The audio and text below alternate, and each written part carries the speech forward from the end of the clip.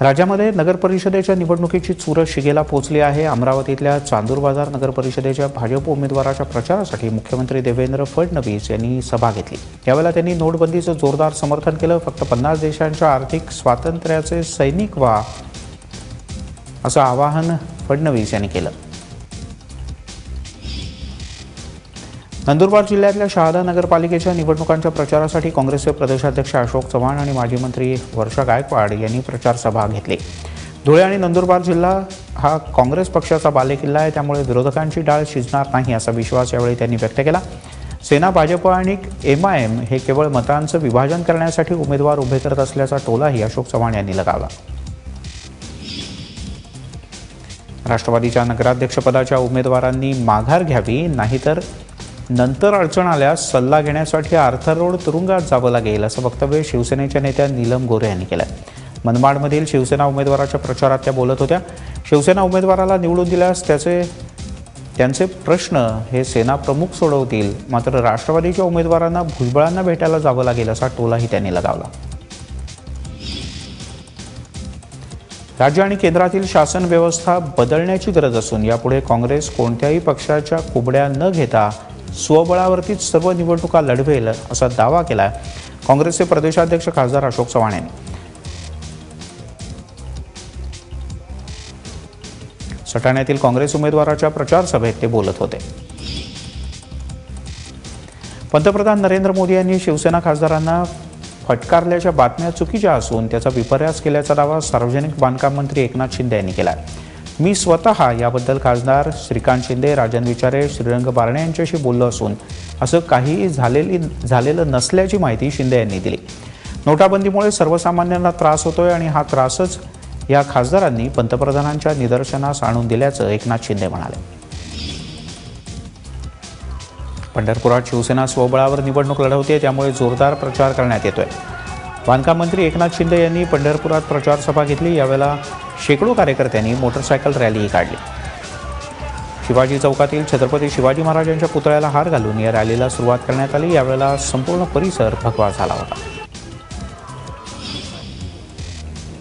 गडचिरोली नगरपालिका निवडणुकीसाठी भाजपनं योगिता पिपरे यांना उमेदवारी जाहीर केली। योगिता या भाजपचे ज्येष्ठ नेते प्रमोद पिपरे यांच्या पत्नी आहेत। 18 डिसेंबरला होणाऱ्या निवडणुकीच्या उमेदवारीसाठी गीता हिंगे, गीता चव्हाण, बेबी चिचघरे आणि योगिता पिपरे अशा 4 महिलांमध्ये रस्सीखेच सुरू होती। त्यातून योगिता यांची निवड करण्यात आली।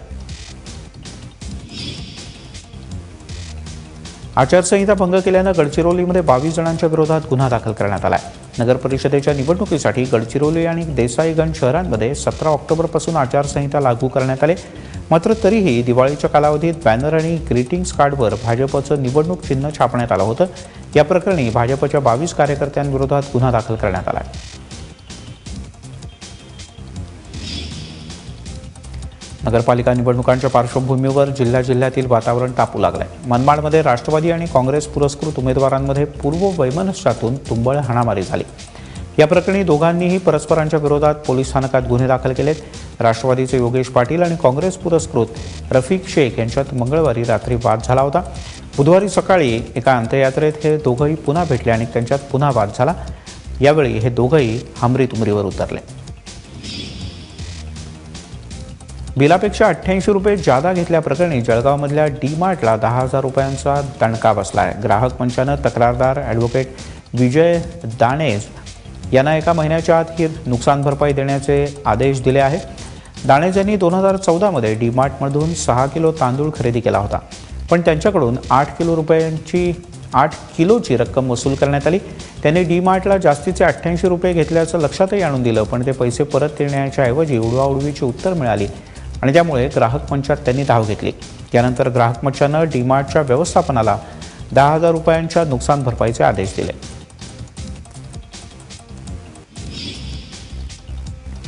राज्यभर गाजत असलेल्या परभणीतल्या धान्य घोटाळ्याप्रकरणी 6 आरोपींना जामीन मिळाला आहे, तर 4 जण जामीन मिळवण्याच्या प्रयत्नात आहेत। 5 कोटी रुपयांच्या या घोटाळ्याप्रकरणी 4 जणांना 3 महिन्यानंतर 1 लाख रुपयांच्या जातमुचलक्यावर जामीन मिळाला आहे। या आरोपींना शहर सोडून जाण्यास प्रतिबंध करण्यात आला आहे।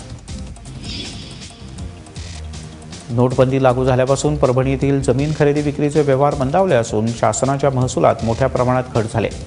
नोटबंदीच्या 10 दिवस आधी परभणी उपनिबंध कार्यालयात 3 कोटींचा महसूल जमा झाला होता. मात्र गेल्या 6 दिवसात केवळ 45 लाखांचा महसूल जमला आहे. त्यामुळे शासनाचं मोठं नुकसान होत आहे.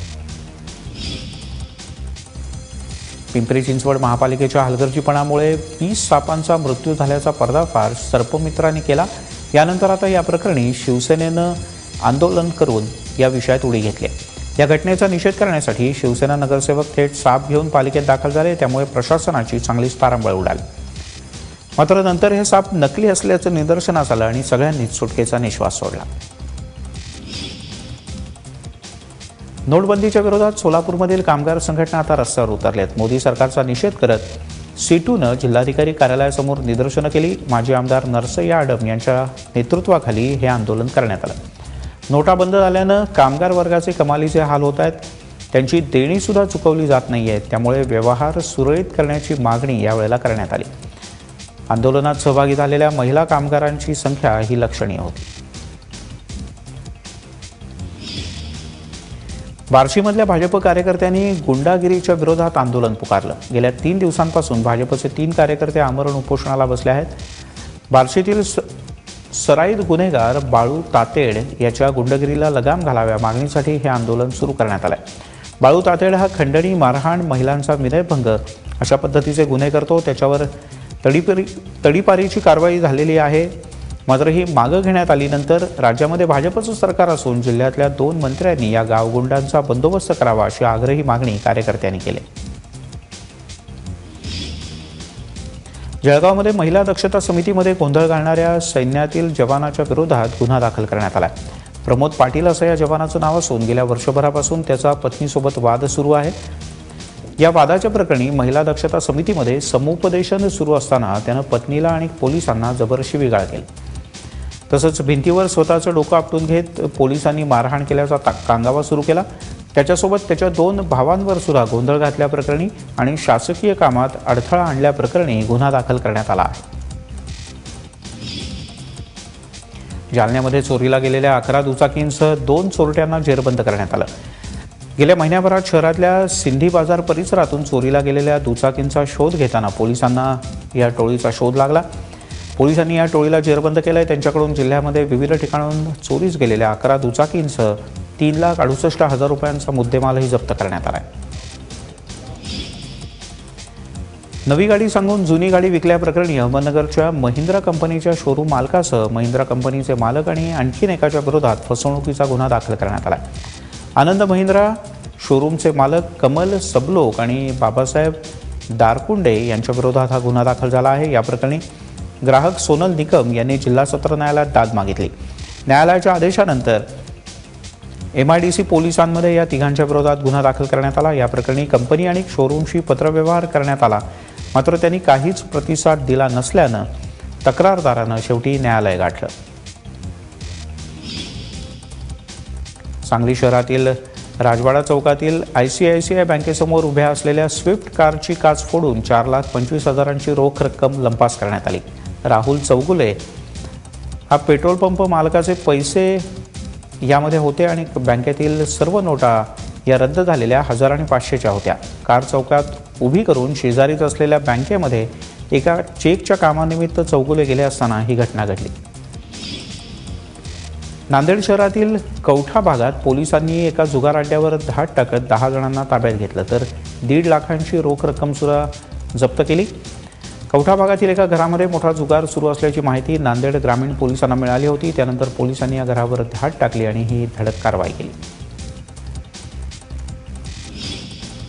अहमदनगरच्या जामखेडमध्ये भरधाव कारनं 2 दुचाकीस्वारांना चिरडलं. एका दुचाकीवरील अरुण टाक हे सध्या गंभीररित्या जखमी झाले आणि नंतर त्यांचा रुग्णालयात मृत्यू झाला. तर त्यांचा मुलगा आनंदा टाक आणि दुसऱ्या दुचाकीवरील 2 जण जखमी झाले.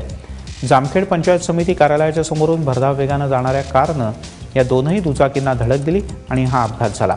या प्रकरणी कारचा चालक किशोर जोगदंड याला अटक करण्यात आली. चंद्रपुरातल्या भद्रावती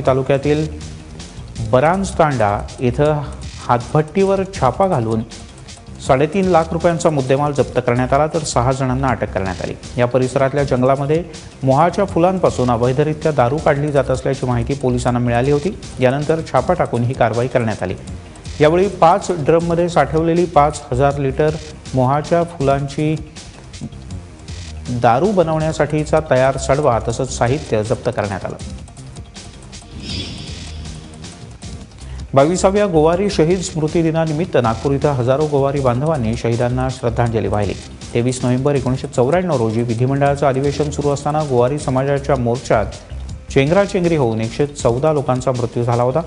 तेव्हापासून 23 नोव्हेंबरला नागपूरच्या झिप्रो माईल चौकाच्या इथं गोवारी शहीद स्थळ तयार करण्यात आलं. इथे दरवर्षी हजारो गोवारी बांधव भेट देतात आणि शहीदांना श्रद्धांजली वाहतात.